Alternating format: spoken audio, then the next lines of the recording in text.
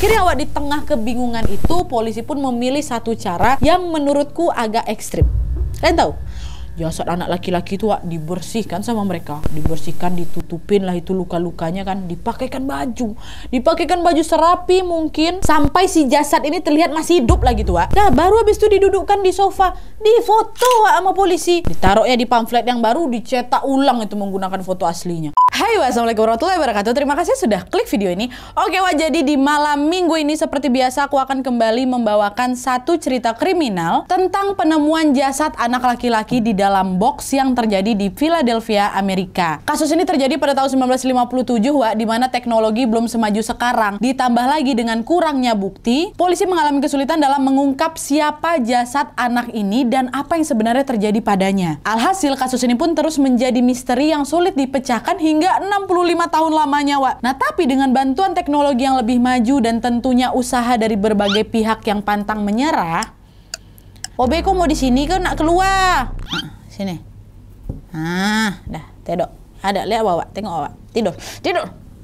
Kasus ini pun akhirnya menemukan titik terang Wak. Dan kalian tahu setelah menjadi cold case selama lebih dari 6 dekade, pada akhir tahun 2022 kemarin Wak, polisi akhirnya bisa mengidentifikasi siapa jasad anak dalam box ini sebenarnya. Nah penasaran kalian sama kisah lengkapnya? Tanpa berlama-lama kita langsung masuk aja ke ceritanya ya. Check it out.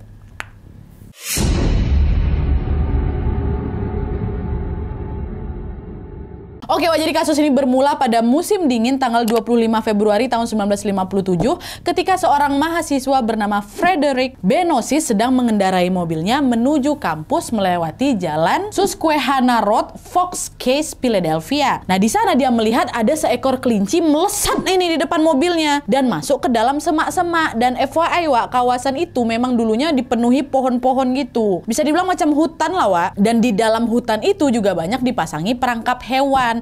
Nah Frederick yang tahu kalau di dalam hutan itu memang banyak sekali perangkap, seketika jadi khawatir tuh sama kelinci lucu yang lewat depan dia itu kan. Nanti takutnya dia bakal masuk ke dalam perangkap tersebut. Nggak tega dia jadinya Wak, dikejarlah kelinci itu sama si Frederick. Nah tapi Wak, waktu dia nyampe di dalam hutan tersebut buat mengejar kelinci, Frederick justru menemukan ada sesuatu yang sangat mencurigakan.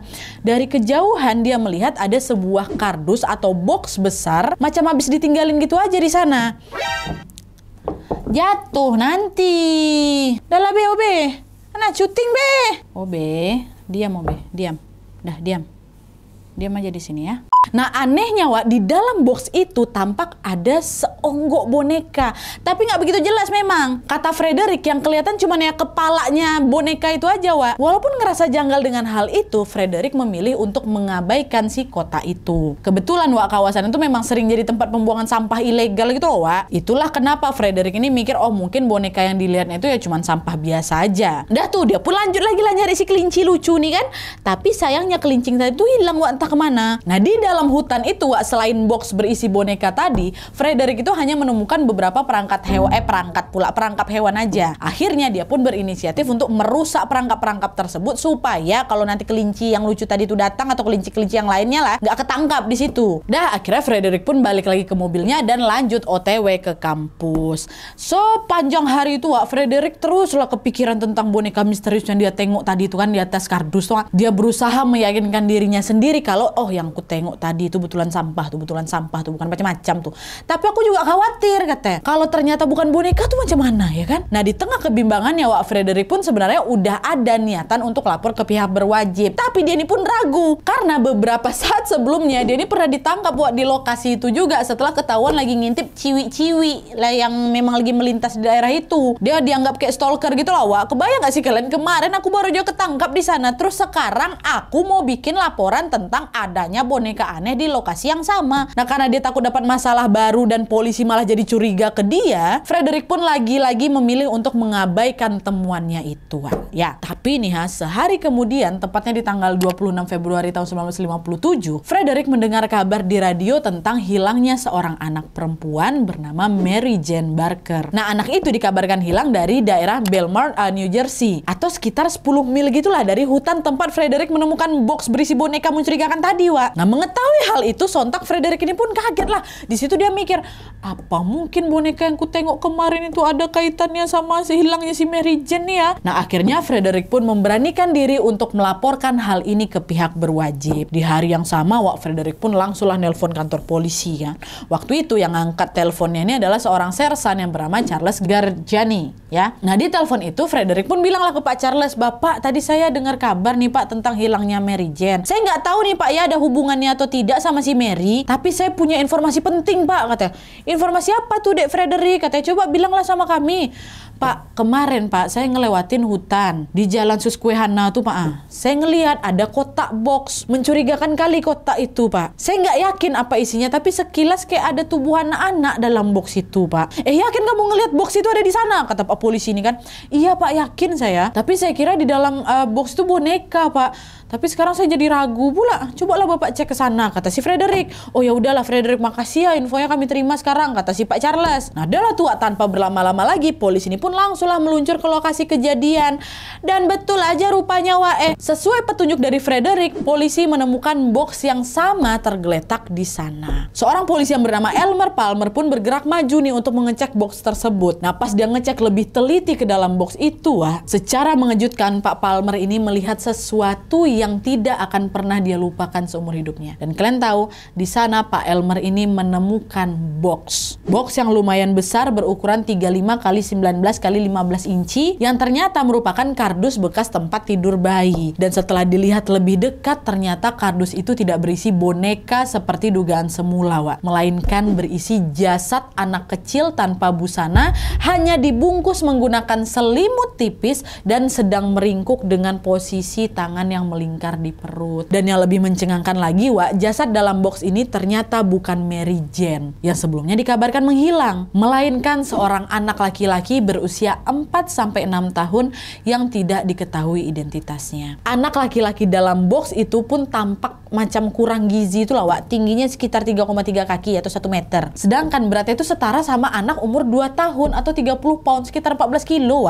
Muatannya biru, kuku-kukunya terpotong rapi, dan tubuhnya tuh macam habis dimandikan gitu loh, terlihat dari kondisinya yang memang bersih dan ujung-ujung jarinya itu mengkerut. Rambut anak tuh pirang, terlihat baru aja macam dicukur asal-asalan gitu loh, yang diyakini sebagai upaya untuk menyamarkan identitas si jasad ini. Nah, Pak Palmer yang masih terkejut dengan temuan itu pun langsung larilah ke mobilnya dan langsung menghubungi pihak-pihak terkait, Dan gak lama kemudian datanglah ini menyusul seorang detektif kepolisian yang bernama Sam Winston dan juga kepala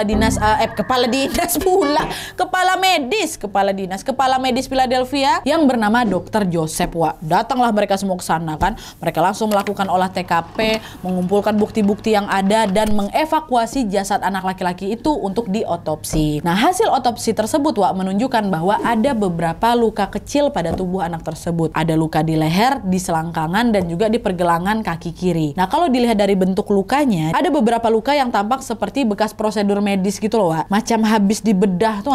Dan hasil otopsi ini juga menunjukkan kalau anak ini belum makan selama 2-3 jam sebelum kematiannya. Tapi ada yang janggal juga, di mana tim forensik juga menemukan ada bekas makanan berwarna coklat tertinggal di kerongkongannya. Dan dari hasil otopsi tersebut, dokter pun menyebutkan bahwa penyebab kematian anak ini karena adanya pukulan berat di kepala. Dan mereka juga meyakini bahwa anak ini merupakan korban penghilangan nyawa yang kemungkinan telah dihilangkan nyawanya di tempat lain, barulah kemudian jasadnya dibuang di hutan tersebut. Nah, selain melakukan otopsi, pihak kepolisian juga langsung gerak cepat nih dalam melakukan investigasi. Nah, sebagai orang pertama yang melapor, Frederick tentu ya jadi salah satu pihak yang dicurigai, Dia pun akhirnya diperiksa, diwawancarai, dimintai mengikuti tes kebohongan atau tes poligraf kan. Tapi hasilnya Frederick dinyatakan lolos, Dia terbukti tidak bersalah dan tidak memiliki kaitan apapun dengan kasus penemuan ini. Nah, selain memeriksa Frederick, dari hasil investigasi, polisi juga akhirnya mengetahui bahwa Frederick ini bukan orang pertama yang melihat box di hutan itu,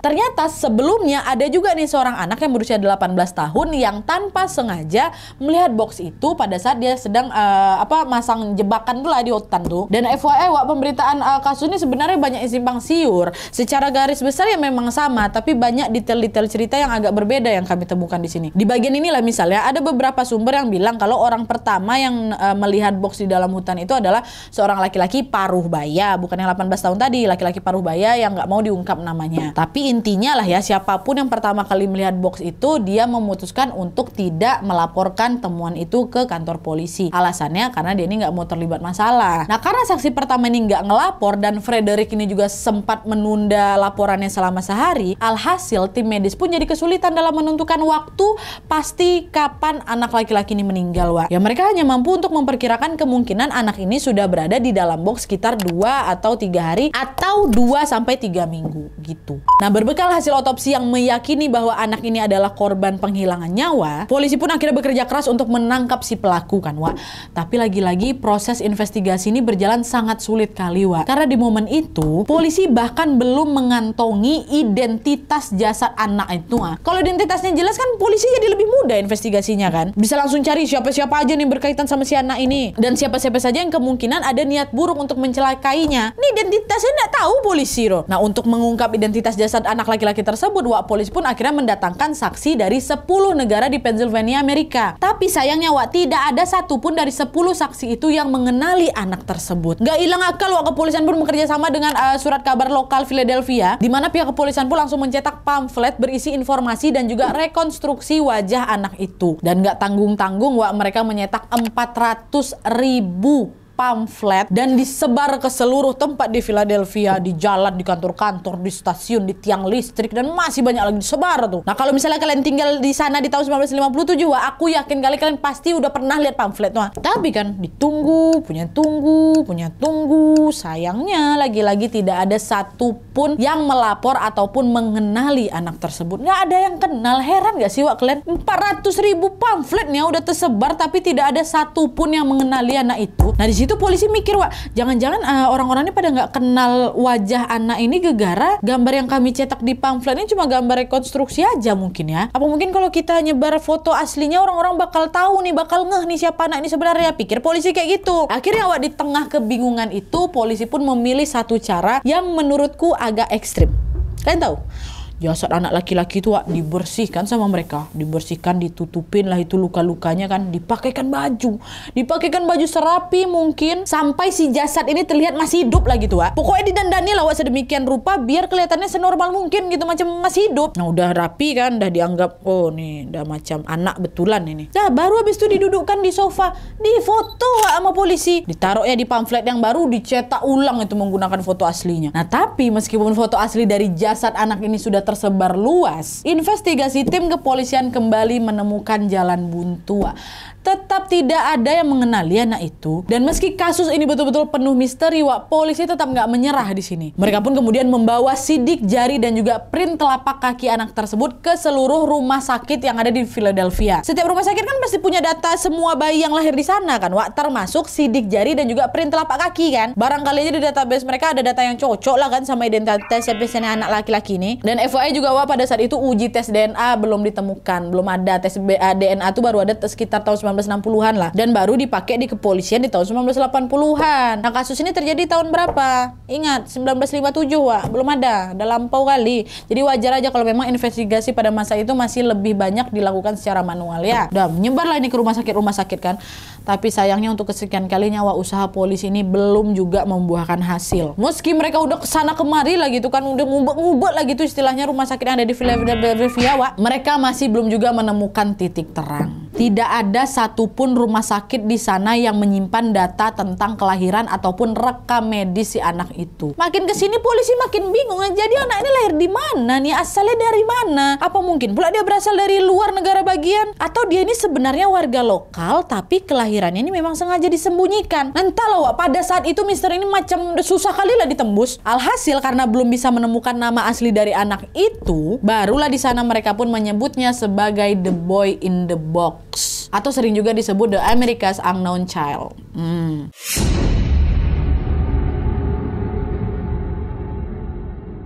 Nah, karena berbagai upaya telah dilakukan dan belum juga berhasil, Wak, investigasi The Boy in the Box ini pun kemudian dilanjutkan berdasarkan dengan barang-barang bukti yang memang ditemukan di TKP. Nah, barang bukti tersebut yaitu kotak box, selimut, dan ada juga topi Tapi Wak, polisi pun melanjutkanlah investigasi mulai dari menelusuri asal-usul dari box tersebut. Nah, karena kota box tempat jasad ini ditemukan adalah kardus bekas tempat tidur bayi, di permukaan kota box tersebut terdapat nomor seri khusus yang memuat informasi tentang di mana tempat tidur ini diproduksi. Dan betul aja Wak, ternyata tempat tidur bayi itu berasal dari sebuah toko yang bernama JC Penney yang hanya berjarak sekitar 15 mil aja dari lokasi kejadian. Dah, tanpa ngengong lagi, polisi pun langsunglah meluncur ke toko tersebut. Nah, sesampainya di JC Penney ini, pemilik toko mengatakan kepada pihak kepolisian bahwa tempat tidur bayi yang mereka cari itu bisa dibilang limited edition, Pak. Cuma diproduksi 12 unit aja memang. Dan semua produk itu udah laku terjual dalam rentang tanggal 3 Desember sampai 16 Februari tahun 1957. Nah, masalahnya nih Pak ya, semua pembeli tempat tidur bayi tersebut melakukan pembayarannya pakai uang cash, Pak. Dan nota pembelian pun udah nggak ada. Jadi nggak bisa ditelusuri nih siapa-siapa aja pastinya 12 orang yang membeli ini kan, Wak. Dan waktu berita tentang polisi yang lagi menelusuri kotak box tempat wadah tempat tidur bayi ini ramai disiarkan, 8 dari 12 pembeli tadi ternyata mulai menghubungi polisi tuh. Mereka bilang, oh iya Pak, saya salah satu orang yang beli tempat tidur bayi itu, tapi kotak boxnya masih saya simpan Pak di rumah. Terus ada lagi yang bilang, Pak, saya juga beli tempat tidur bayi itu, cuma kotak boxnya udah saya buang tempat sampah sejak pertama kali saya beli, Pak. Nah, informasi yang mereka kasih itu semacam lagi konfirmasi gitu loh, Wak. Betul memang mereka beli, tapi mereka nggak tahu apa-apa nih dan juga nggak terlibat dalam kasus ini ya gitu. Alhasil polisi pun tetap tidak mendapatkan informasi krusial dari mereka dan juga pencarian lagi-lagi menemukan kebuntuan. Nah, karena penelusuran asal-usul kotak box tersebut tidak membuahkan hasil, polisi pun memilih untuk menelusuri selimut. Bukti kedua ya, selimut yang ada di TKP. Ingat kan kalian tadi di awal aku cerita kalau jasad anak laki-laki itu ditemukan tanpa busana dan hanya dibungkus oleh selimut tipis ya kan. Nah, selimut itulah Wak yang kemudian dibawa oleh tim kepolisian untuk diteliti di Philadelphia Textile Institute. Nah, dari situlah polisi tahu kalau selimut ini dibuat dari bahan kain katun yang murah. Motifnya juga kotak-kotak dengan gambar macam diamond dan balok gitulah berwarna hijau, coklat dan putih. Dan selimut yang ditemukan di TKP itu terlihat sudah macam terpotong gitu Wak, menjadi 3 bagian. 1-2-nya ada di sana, yang bagian ketiganya nggak ada di TKP Wak. Dan pas dicek lebih lanjut, selimut ini ternyata diyakini diproduksi oleh perusahaan Pennsylvania Textile Institute yang berada di 2 lokasi berbeda, yaitu di Carolina Utara sama di Quebec. Tapi lagi-lagi di sini kepolisian pun jadi dibikin bingung Wak. Kenapa? Karena perusahaan tekstil tersebut telah memproduksi dan menjual selimut serupa dengan motif yang sama sebanyak lebih dari 1,5 juta potong. 1,5 juta potong. Kebayangkan kalian ada 1,5 juta selimut yang sama tersebar di luar sana. Mau kalian telusuri satu persatu siapa aja pembelinya? Kan nggak mungkin kan Wak. Nah, nggak bisa nih kita telusuri dari selimut, susah nih. Nah, karena 2 barang bukti sebelumnya tidak memberikan informasi yang menjanjikan, polisi pun langsunglah lanjut lagi menelusuri barang bukti yang ketiga, yaitu apa? Topi. Nah, jadi berjarak sekitar 15 kaki dari lokasi ditemukannya jasad The Boy in the Box ini Wak, polisi juga menemukan ada sebuah topi berwarna biru. Nah, topi ini berlabel Eaglehead dan Cap Company, dan topi ini dipercaya diproduksi di sebuah pabrik kecil di Philadelphia. Dan entah kayak gimana ceritanya Wak, tapi yang jelas polisi meyakini bahwa pemilik atau pembuat topi itu adalah seseorang yang bernama Hannah Robbins. Nah, waktu Hannah dimintain keterangan oleh tim kepolisian, dia mengaku bahwa betul Pak, topi ini saya sendiri yang ngebuat. Saya ingat betul sama topi ini karena memang produk ini handmade Pak, dan baru akan diproduksi sesuai dengan request dari pembeli aja, kata si Hannah. Nah, kamu ingat gak waktu ini topi ini dipesan sama siapa? Kata polisi kan. Waktu itu yang pesan topi ini laki-laki Pak, rambutnya pirang, ya usia sekitar 26-30 tahun gitulah. Nah, laki-laki itu datang ke toko saya sendirian dia Pak. Dia pakai seragam kerja gitu. Tapi saya nggak tahu ya Pak itu seragam kerja apa ya. Nah, di sini Wak sayangnya sama seperti 12 pembeli tempat tidur bayi sebelumnya tuh, si laki-laki ini atau si pembeli topi ini juga melakukan pembayaran secara cash. Sebenarnya hal ini juga bisa dimaklumi Wak, karena kembali lagi kasus ini terjadi tahun 1957 Wak, di mana pada saat itu orang-orang juga masih lebih banyak melakukan transaksi secara tunai. Bayar cash dia, iya Pak. Alah, macam mana pula mau kita telusuri dia ini siapa ya? Dan yang bikin polisi ngerasa semakin buntu lagi setelah membayar, Hannah bilang kalau laki-laki pembeli topi ini langsung pergi dan tidak pernah muncul lagi. Semua petunjuk dia dicari tuh, tapi ujung-ujungnya selalu buntu kayak gini. Nah, karena kasus ini belum juga menemukan titik terang, wah, akhirnya muncullah itu banyak teori dan juga spekulasi yang berkembang di masyarakat kan tentang kasus The Boy in the Box ini. Dan kasus ini juga banyak menarik perhatian pihak yang kemudian ikut tuh berlomba-lomba untuk berusaha memecahkan si kasus ini. Dari situlah polisi menerima banyak sekali laporan dari orang-orang yang mengaku pernah melihat anak laki-laki itu. Salah satunya adalah seorang pria yang mengaku sedang berkendara di Susquehanna Road pada tanggal 23 Februari tahun 1957, 2 hari sebelum The Box in the Boy ini ditemukan. The Boy in the Box. Kata si laki-laki ini pada saat melintasi kawasan sekitar TKP, pada saat itu dia melihat ada seorang anak laki-laki dan juga seorang wanita yang sedang berdiri di situ. Nah, si pria yang ngelapor ini memelankan laju kendaraannya dan berkatalah itu ke arah wanita tersebut yang lagi tegak itu, Bu, kenapa Bu? Perlu bantuan kah? Katanya. Tapi waktu saya tanya, wanita tuh diam aja, Pak. Akhirnya udahlah, saya pun pergi aja ninggalin dia gitu. Dan selain pria tadi,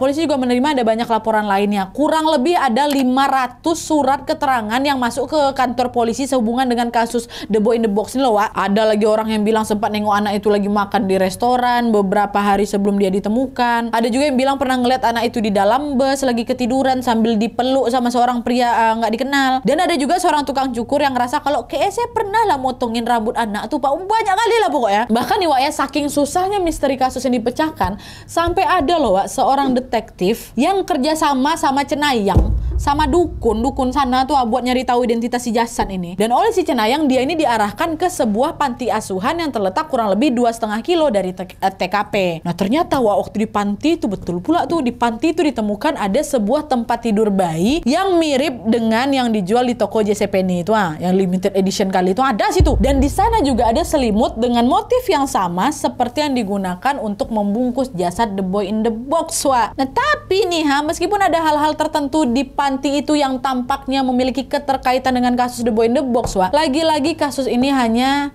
jalan di tempat aja. Betul-betul stuck, nggak ketemu jalan keluar, Wak. Nggak ada bukti legit dan menjanjikan gitu loh, Wak. Nggak ada. Ujung-ujungnya apa ya? Buntu-buntu lagi, bingung lagi. Nah, selama proses penyelidikan ini berlangsung, Wak, jasad The Boy in the Box ini disimpan dan diawetkan di dalam kamar jenazah selama berbulan-bulan. Dan karena kasus ini juga belum terpecahkan, pihak berwajib pun akhirnya memutuskan untuk segera mengkebumikan jasad anak laki-laki itu dengan layak. Kasian juga kan, Wak. Istilahnya mereka ingin anak tersebut beristirahat dengan tenang lah gitu. Nah, pada awalnya, Wak, jasad tersebut dimakamkan di sebuah ladang kosong. Sampai akhirnya di tahun 1998, pemakaman Ivy Hill Cedar Brook di Philadelphia pun menyumbang sebidang tanah untuk pemakaman si jasad anak itu, Wak. The Boy in the Box pun akhirnya dimakamkan ulang di sana dan di batu nisannya dituliskan Heavenly Father bless this unknown boy itu.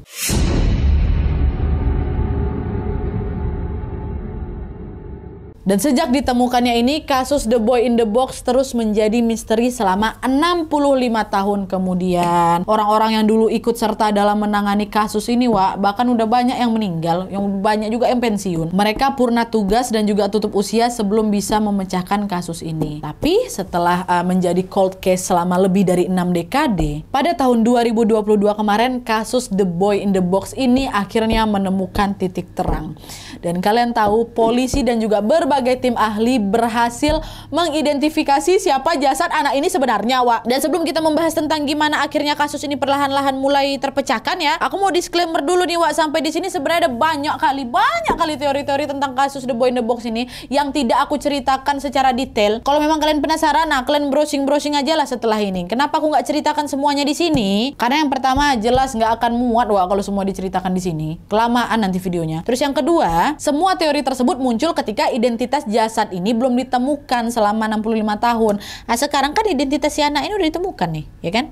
Udah ketemu, ya kan? Nah, banyak lah itu dari teori-teori itu juga yang akhirnya nggak terbukti. Nah, jadi di video ini aku mau langsung masuk aja lah ke bagian titik terangnya, Wak, ya. Kalau kalian mau tahu teori-teori yang pernah berseliweran sebelum ini ditemukan, nah carilah sendiri. Browsing sendiri habis nonton ini, tapi habiskan ini dulu. Nah, dah, lanjut lagi. Jadi, seiring dengan berjalannya waktu, teknologi juga semakin canggih dan juga udah ada uji DNA kan. Semua pihak mulai dari kepolisian, detektif, tim medis, dan ahli genealogi pun bekerja sama untuk memecahkan kasus ini. Dan FYI, genealogi itu adalah kayak kajian ilmu yang yang mempelajari tentang silsilah keluarga, Wak, yang ditelusuri melalui jalur keturunan. Nah, singkatnya, Wak, melalui uji DNA, seorang ahli genealogi atau ahli silsilah forensik ini dapat melacak DNA lain yang merupakan keluarga dari DNA yang diujinya itu ya. Itu, Wak, ya. Jadi bisa kayak ketahuan nih orang tuanya siapa, kakek neneknya siapa, om, tante, sepupuan, anaknya semua.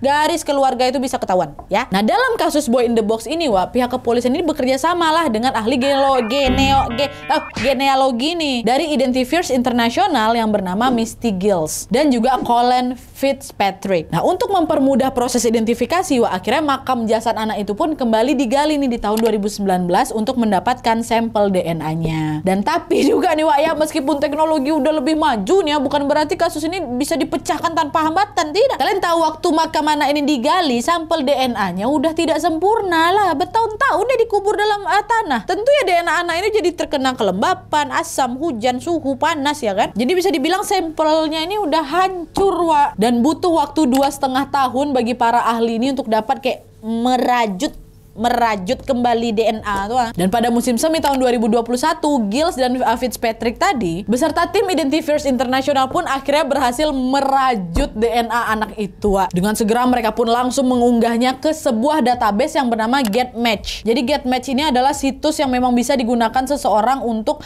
mengunggah DNA-nya gitu loh, Wak. Tujuannya untuk mencari orang yang memiliki keterkaitan silsilah dengannya. Dan situs ini juga sering digunakan oleh para penegak hukum dan juga ahli forensik dalam investigasi kasus kejahatan macam Boy in the Box ini lah, Wak. Nah, pas DNA anak laki-laki itu diunggah ke GetMatch tuh, ternyata Gillis ini menemukan DNA lain yang berkaitan dengan sampel anak tersebut. Dan DNA si anak ini adalah milik sepupu dari pihak keluarga ibu. Akhirnya dengan temuan itu, Gillis pun langsung membuat silsilah keluarga, jadi macam family tree gitu, Wak, yang menghubungkan DNA anak ini untuk menemukan DNA ibunya. Dan dengan kerja keras selama 2 bulan penuh, akhirnya Gillis bisa mengidentifikasi siapa ibu anak tersebut, Wak. Dan akhirnya detektif pun langsung menghubungi pihak keluarga yang masih hidup dan meminta mereka untuk melakukan tes DNA. Tujuannya untuk memastikan kembali bahwa identitas ibunya yang berhasil mereka temukan itu betul. Dan pas dicek, Wak, ternyata betul, cocok. Wah, ketemu nih. Oh, berarti ibu ini adalah ibu dari si anak ini, katanya. Nah, dengan berbekal nama ibu si anak, mereka pun melanjutkan lagi investigasi.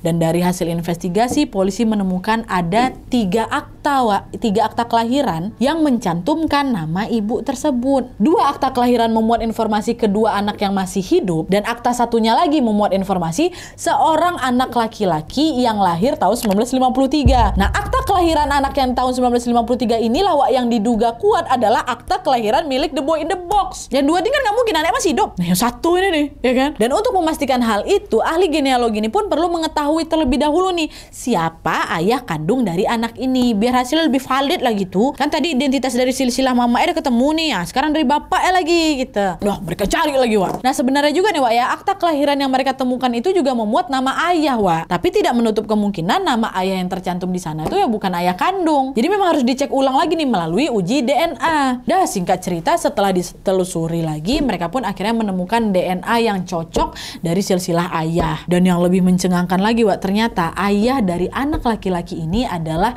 orang yang sama dengan yang tertulis di dalam akta kelahiran tadi. Dan mereka udah cari-cari, oh ini dapat nih. Waktu dicek, oh sama, Wak, namanya. Dan dengan demikian, di momen ini setelah 65 tahun lamanya menjadi misteri, identitas jasad The Boy in the Box pun akhirnya bisa dipastikan dan terungkap nama aslinya. Wah, inilah part yang paling kita tunggu-tunggu dari awal kan. Nah, jadi siapa anak ini sebenarnya?